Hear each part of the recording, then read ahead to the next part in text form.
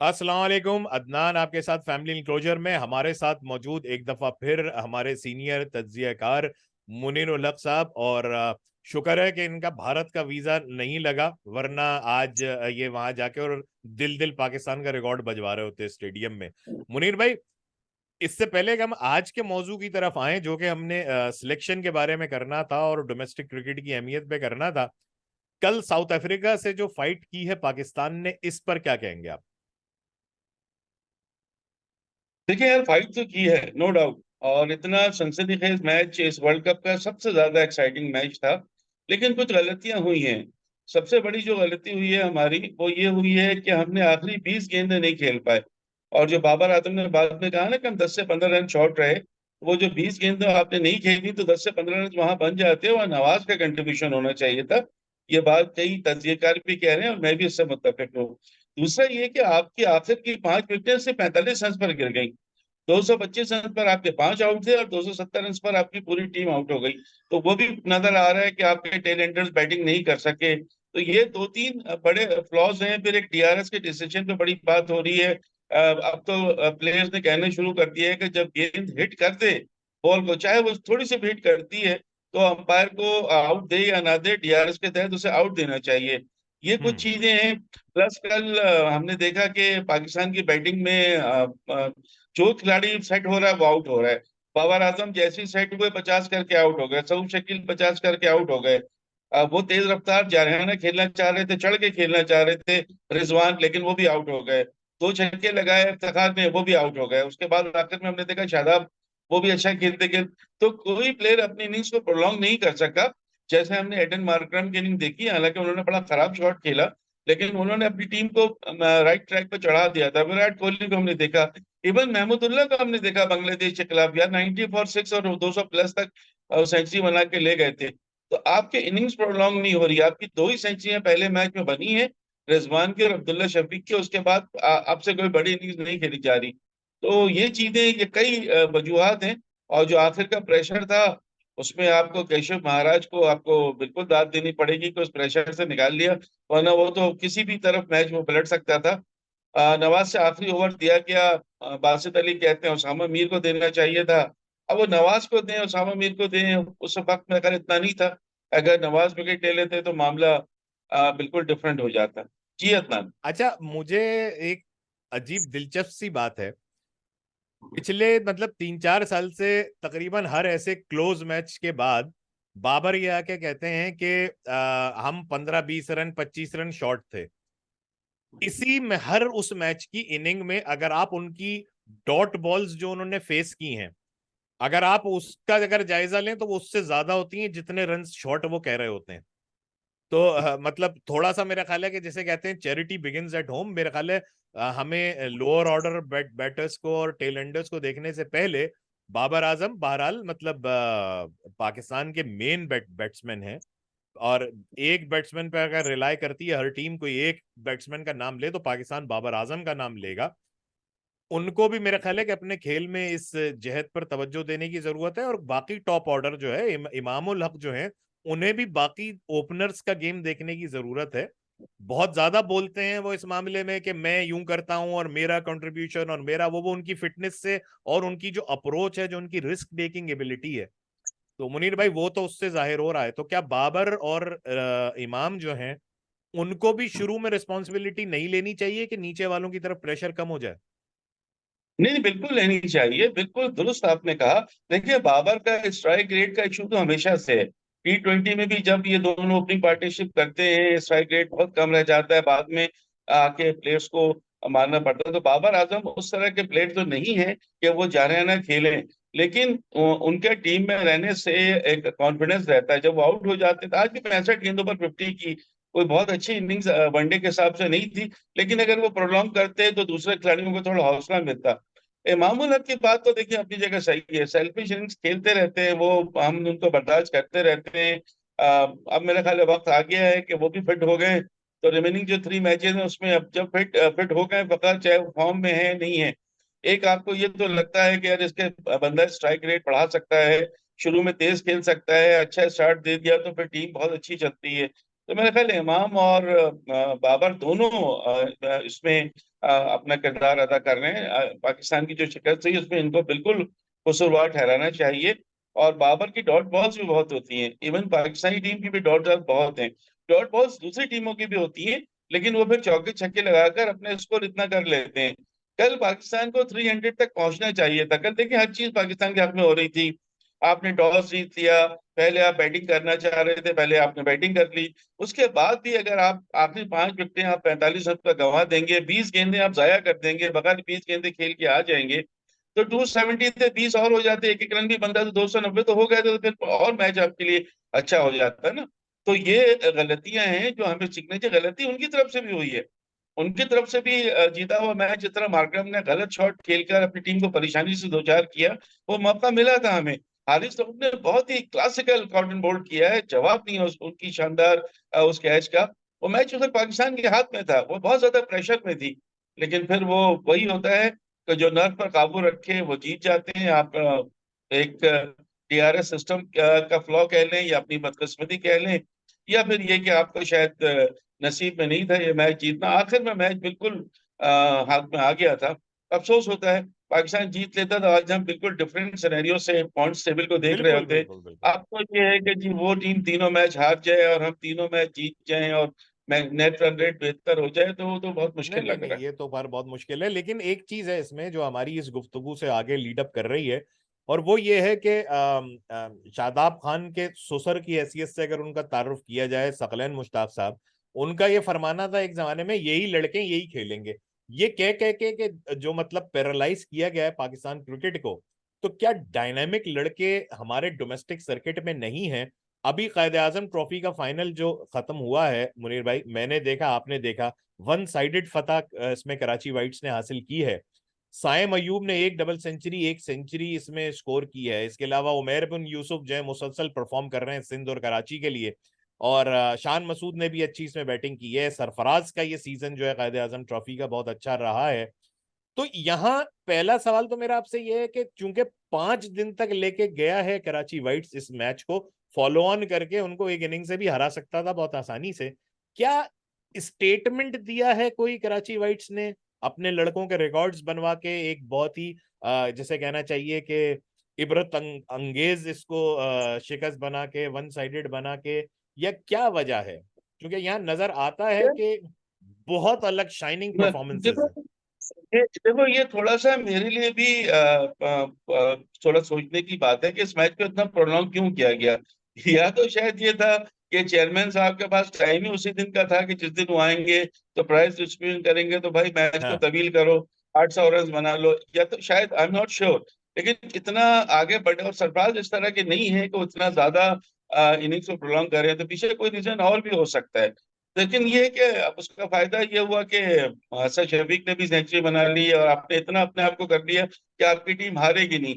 और जो चौथा दिन था उसमें तो 6 खिलाड़ी आउट थे, वो तो आखिरी दिन अच्छा खेल गया भाई बचकर, तो फिर भी थोड़ा सा मार्जिन कम हुआ। लेकिन आपने और खिलाड़ियों की बात की, देखिए कल सरफराज की मीटिंग हुई है चेयरमैन साहब से।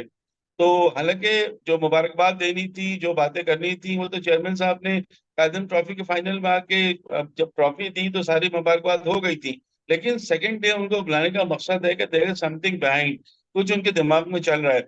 आज मैं पाकिस्तान क्रिकेट बोर्ड का स्टेटमेंट पढ़ रहा था कि उन्होंने बड़ी तारीफ की है सरफराज की, कि इनके दौर में पाकिस्तान बहुत अच्छा रहा, चैंपियंस ट्रॉफी जीती, लगातार 11 T20 सीरीज जीती, कई साल हम वर्ल्ड नंबर 1 रहे T20 में। तो ये सारी बातें आने का मतलब ये है कि कुछ वो हुआ है। कल एक और बात आपको बताऊं, कल मैं न्यूज़ 1 में शो था, तो वहां मुझे आसिफ खान जो उनके एंकर हैं, उन्होंने बताया कि राशिद लतीफ ने एक बयान दिया है कि बाबर आजम का फोन चेयरमैन जका अशरफ साहब नहीं उठा रहे हैं, वो उनसे बात नहीं करना चाह रहे हैं। ये चीजें कुछ ऐसी चल रही हैं कि जो कुछ डेवलपमेंट हमें लगता है कि आगे चल के हमें देखने को मिलेगा। लेकिन अगर आप सरफराज को, अभी मुझे कुछ नहीं पता, अभी आपको भी नहीं पता, हम सिर्फ कयास आ रहे कर रहे हैं। अगर सरफराज को आप कप्तान बनाना चाहते हैं, टेस्ट टेस्ट टीम का बना दें, अगर टेस्ट टीम का कप्तान हम उसको बनाना चाहते हैं, तो क्या टेस्ट टीम का कप्तान बन के बाबर आजम ऑस्ट्रेलिया जाने को तैयार होंगे? क्योंकि मैं ये भी सुन रहा हूँ कि शायद बाबर आजम रेस्ट के लिए कहेंगे, हो सकता है रिजवान भी रेस्ट के लिए कह दें। ताकि वो देखें कि आज तक पाकिस्तान के तो बड़े बड़े कप्तान भी गए हैं वहां, कभी सीरीज नहीं जीतते, बल्कि व्हाइट वॉश करा के आए हैं। हम तो अक्सर व्हाइट वॉश हो जाता है वहाँ। इमरान खान भी टीम लेके गए, वसीम अकरम भी टीम लेके गए, हम कभी सीरीज ऑस्ट्रेलिया में जीते नहीं है।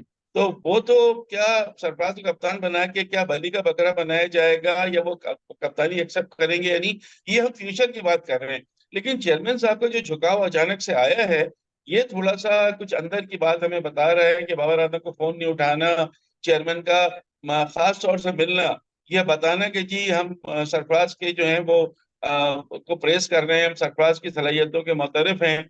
तो ये सारी चीजें अभी हमें शायद देखने को मिलेंगी। ये जो 3 मैच खत्म होंगे, 11 तारीख को जब वर्ल्ड कप पाकिस्तान के लिए शायद खत्म हो जाएगा, आखिरी मैच होगा इंग्लैंड से 11 नवंबर को, तो उसके बाद ये चीजें पता चलेंगी।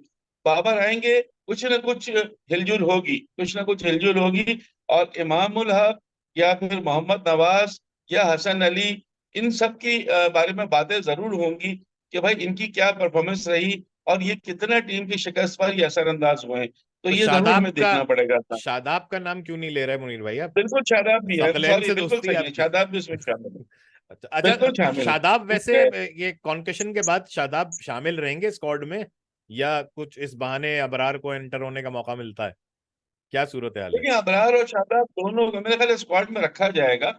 शादाब को रखा जाएगा स्क्वाड में, लेकिन उनकी उनको ठीक ठाक बॉलिंग दी जाएगी। जिस तरह की उनकी बॉलिंग हो रही है ना, वो बॉलिंग और नहीं बैटिंग नहीं, में बीच में फंसे हैं, वो अपने आप मैं को। ये बाकी मानदा वर्ल्ड कप की बात कर रहा हूँ। अगर ये कॉन्कशन रिप्लेसमेंट स्क्वाड में भी होता है और नहीं अबरार नहीं एंटर। नहीं नहीं, कंकशन कंकशन हुआ है ना, कंकशन तो फॉर द टाइम बीइंग था, आपने उसामा मीर को ले लिया। सही हो गया, उसके लिए ठीक है। जरूरी है कि बंदा कम से कम 7 दिन के लिए बाहर हो, इंजरी हो, और फिर लाइक टू लाइक। ये तो शायद वाकई इंजर्ड ऐसे हो जाएं कि वो अगले मैचेस में नहीं अवेलेबल होंगे, तो आप ला सकते हैं अबरार को। ठीक है। लेकिन आई थिंक ये तो जिस तरह हमें नजर आ रहे थे बैठे हुए डगआउट में, बिल्कुल ठीक थे। तो वो तो अभी फिलहाल होता हुआ नजर नहीं आ रहा। और पाकिस्तान हाँ, के तीनों मैच जीतने से भी काम नहीं चलेगा ना, फिर नहीं दूसरी नहीं, टीमें जाहिर है, तीनों जाहिर मैच है। हारे हैं और फिर वो नेट रन रेट पाकिस्तान का बहुत हाँ। कम है, तो वो तो फिर कोई मेरेकल वाली चीज होगी। अच्छा मुनीर भाई, बाबर आजम और सरफराज दो खिलाड़ी नहीं है, दो स्कूल्स ऑफ थॉट हैं अलग अलग। अगर आप बिल्कुल सही है। कप्तानी की हैसियत से अगर आप कहते हैं, इनका इंटरव्यू में देख रहा था मैच के बाद सरफराज का, तो उन्होंने ना सिर्फ अपनी तो उन्होंने बात ही नहीं की, बल्कि उन्होंने ये कह दिया कि मैं अपनी बात नहीं करता।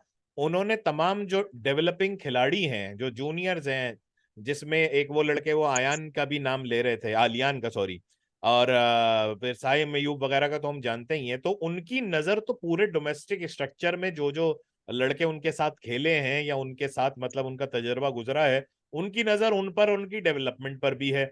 अच्छा, हम भी देखते हैं कि अगर हम सिंध और कराची से बाहर आए, क्योंकि फौरन इल्जाम लग जाता है इलाकाई ताज्जुब का, तो क्या बलूचिस्तान के अंदरूनी सिंध के लड़के या पंजाब और केपी के वो लड़के के जिनको किसी किस्म का फेवर हासिल नहीं है, खास तौर पे व्हाइट बॉल क्रिकेट में अगर हम देखते हैं, हसीबुल्ला हैं, तैयब ताहिर हैं, आपके साहबजादा फरहान हैं, ये सारे के सारे लोग तो डायनामिक टैलेंट पाकिस्तान में मौजूद है। डोमेस्टिक लेवल पे जो परफॉर्मेंस होती है, इनकी कदर करना कब शुरू किया जाएगा? सवाल तो मेरा आपसे देखिए ये है। आप, हाँ बिल्कुल, देखिए आपने हसीबुल्ला का नाम लिया। सबसे ज्यादा जरूरी था कि मोहम्मद हारिस की जगह पाकिस्तान के ट्रैवलिंग रिजर्व में हसीबुल्ला जाते, बलूचिस्तान की नुमाइंदगी हो जाती, और उनका आप देखें वो डिजर्व करके, यानी वो खेल के अपनी जगह बना के वहां जाते। लेकिन हारिस की क्या वजह है, कुछ कहते हैं कि मोहम्मद रिजवान इसके पीछे हैं, वो हारिस को रखना चाहते हैं ताकि किसी तरह सरफराज को दूर रखा जाए, पता नहीं, ये सारी बातें हैं। बाकी साहबजादा फरहान टॉप स्कोर रहे, आपने देखा 800 प्लस रन बनाए कायदुल ट्रॉफी में।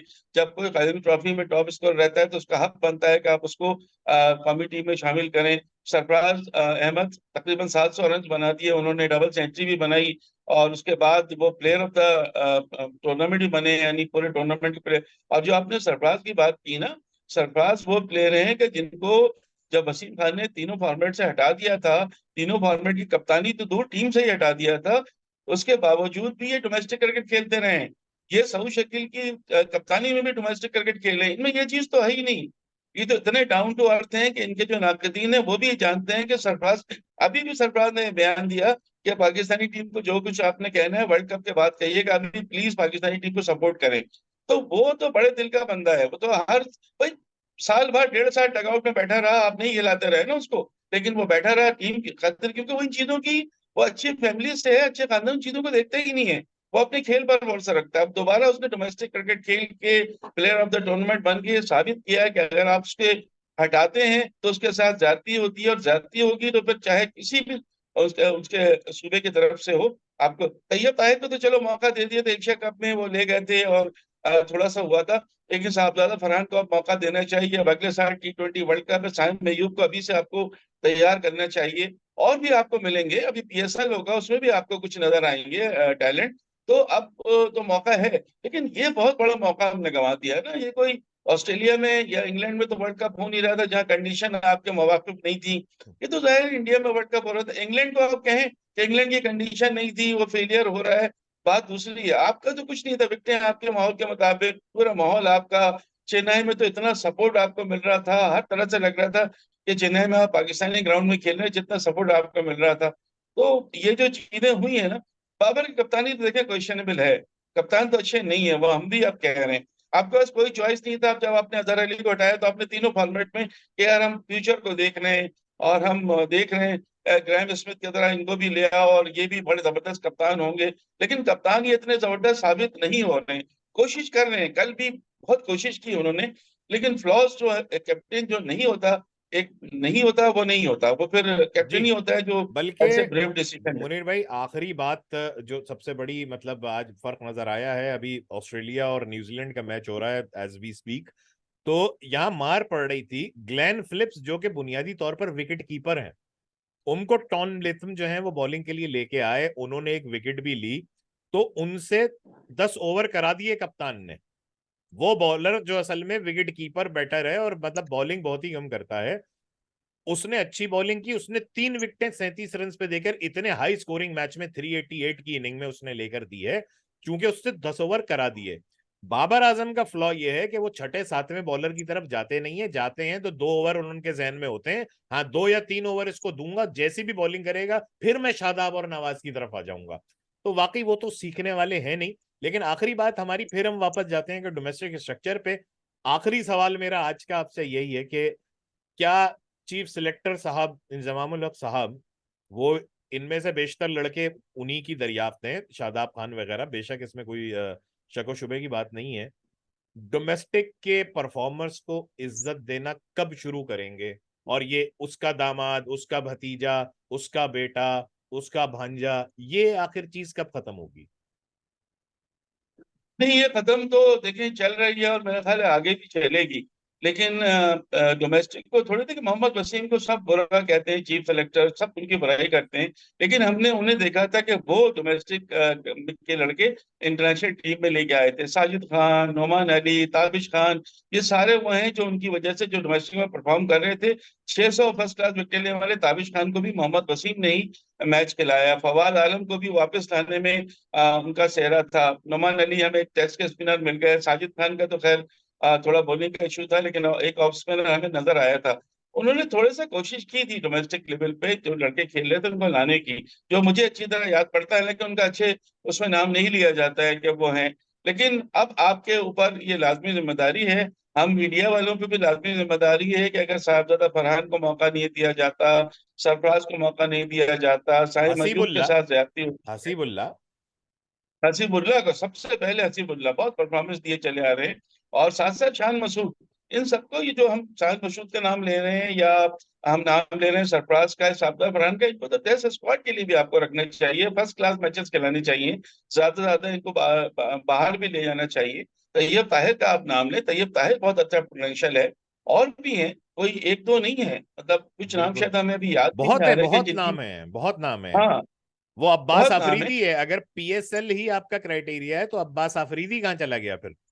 वो पता ही नहीं कहाँ चला गया, उसको तो उन्होंने बिल्कुल ही गायब कर दिया। कोई जमान खान भी हमें नजर आए, एहसानुल्लाह की इंजरी है, वरना वो भी हमें नजर आए, हसनैन की भी इंजरी है, लेकिन अब्बास आफरीदी को दूध में मक्खी की तरह निकाल के बाहर कर दिया गया कि अच्छा। आप, मतलब उस बंदे ने सबसे ज्यादा विकेट ली थी, और PSL के बाद आपने उसको कहीं भेजा ही नहीं। ना आपने उसको एशियन गेम में भेजा, ना एक टीम के साथ भेजा। क्या वजह है उसकी, कोई बताता भी नहीं है।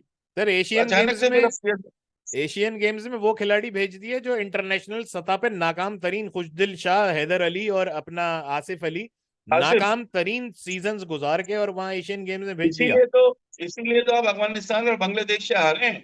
जब आप ये करेंगे तो यही इसका नतीजा निकलेगा कि आप जो हारे हैं दोनों मैचेस, वो आप इसी वजह यही है आपके कि आप तीसरी पोजीशन भी नहीं ले सकते। यही आपको, यहीं पे शर्म आनी चाहिए आपको। तो ये तो देखें, आप जो भी डोमेस्टिक में परफॉर्म करता है पहले आप उसको मौका दें। इंटरनेशनल में चले नहीं चले ये उसका फॉल्ट होगा। कम से कम हम ये नहीं कह सकेंगे कि आपका क्राइटेरिया क्या है। अगर खाली पीएसएल है इंटरनेशनल टीम में आने का, क्रिकेट टीम में आने का, तो ये बात दूसरी है। अगर आपका ये क्राइटेरिया नहीं है तो कायदम ट्रॉफी है, आपका वनडे टूर्नामेंट है, आपका T20 टूर्नामेंट है, वहां के बंदों को उसी हिसाब से लेके आओ ना यार। जो लिस्ट ए खेल रहे हैं, जो T20 खेल रहे हैं, उनको फिर उसी हिसाब से इंटरनेशनल फॉर्मेट में लेके आए ना। तो कायदम ट्रॉफी खेल रहे हैं, बड़े मैचेस खेल रहे हैं, गर्मी सर्दी कोई उस मैच को कवर नहीं कर रहा है, कोई उस मैच का कुछ नहीं देख रहा, उसके बावजूद वहां खेल रहे हैं तो परफॉर्म देने के लिए खेल रहे हैं ना। वो इसलिए खेल रहे हैं कल उनको भी सेंट्रल कॉन्ट्रैक्ट मिले, वो भी फेम हो, उनका भी इंटरनेशनल लेवल पे नाम आए। तो अभी तो खैर विकेट कीपिंग में आपको सबसे पहले तब्दीली करनी है तो हारिस की जगह आपको हसीबुल्ला को लाना पड़ेगा। लेकिन अगर हारिस को कंटिन्यू किया जाता है तो ये ज्यादती होगी। बस एक मैं बात कहूंगा, उस पे मैं आपका तबसरा भी नहीं चाहूंगा। मेरा ख्याल है कि जो 90s के जितने हमारे सुपरस्टार्स हैं, कुछ हैं, उन खिलाड़ियों से उनके घरों में रिश्ते ढूंढ लें, उनके साथ रिश्तेदारी कर लें खिलाड़ी पैदा, तो मेरा ख्याल है फिर सिलेक्शन पे उनके जो है वो आसानी हो जाएगी। इसके साथ ही आज हम इजाजत चाहते हैं। आज की वीडियो को लाइक कीजिए, शेयर कीजिए, सब्सक्राइब कर लीजिए चैनल को। और मुनीर भाई, अब हम इंशाल्लाह मुलाकात करेंगे जैसी कोई नई डेवलपमेंट होती है जका अशरफ की तरफ से, इंशाल्लाह। श्योर। ठीक है जी। चलें, बहुत आज के थैंक यू। लिए नाजरीन, बहुत अल्लाह अल्लाह हाफिज।